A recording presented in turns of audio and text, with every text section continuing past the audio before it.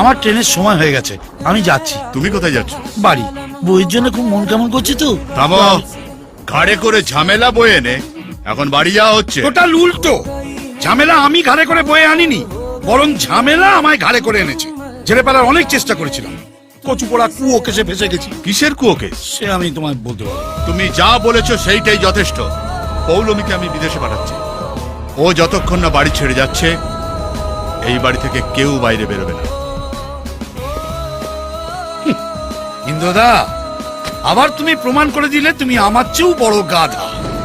বিদেশের কথা তো ছেড়ে দাও, পৌলমীকে এয়ারপোর্ট অব্দি নিয়ে পৌঁছতে পারবে না, তার আগে সূর্য ওকে ছো মেরে নিয়ে পগার পার। আর কোনো দরকার নেই, ও নিজে থেকে বিয়ে করতে চলে আসে।